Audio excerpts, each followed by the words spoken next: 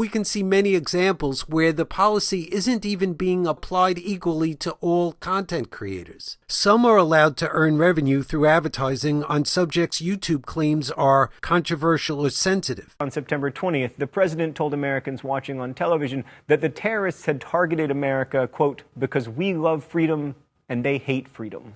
While others are not. What have you found out about why these men did what they did? What motivated them to do it?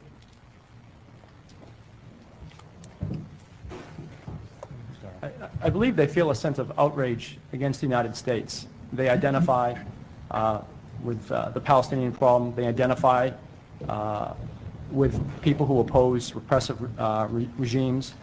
And I believe they tend to focus their anger on the United States.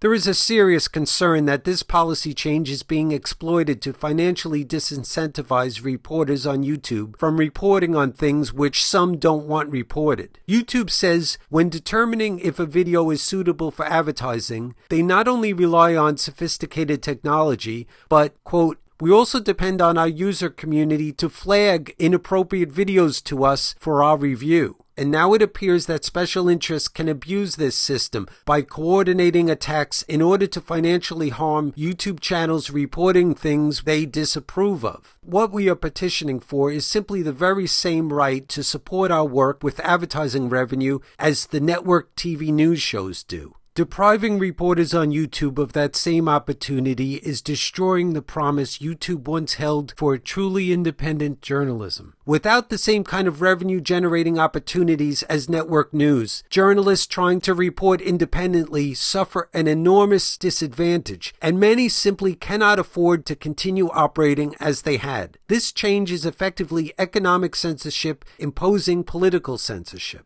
Whatever the motivation for imposing the new policy, depriving independent journalists posting videos on YouTube or writing on their websites of the same financial opportunities which major media's network news profit from is misguided and unfair. It puts those who challenge the dominating news outlets at an enormous disadvantage. Several independent media channels have put years of work into building on the funding model which YouTube's long-standing policy had once promised, but now that has been ripped away. If you enjoy independent media, then you'll want to sign this petition because without a reliable source of income, many independent media cannot function at the same level. Please don't sit back and allow YouTube Google to take away the same opportunities of revenue earning which major media outlets can and still do benefit from on TV and websites. You can help petition YouTube Google to ask them to stop imposing such a financial hardship on independent media. Signing this petition and sharing it with others helps spread the word. This video promotes this petition, and viewing it and sharing it with others helps get the word out about our efforts. You can click here to go to the petition and sign it and share it with others. If you don't see the annotation on the screen, there's a link to the petition in the video description. And I do want to point out, as I have in a previous video, that this channel has been subjected to over 100 demonetizations of videos. Videos with hundreds of thousands to millions of views can no longer generate revenue for this channel. If you value my work and want to help support my efforts, you can click here to go to the Representative Press page,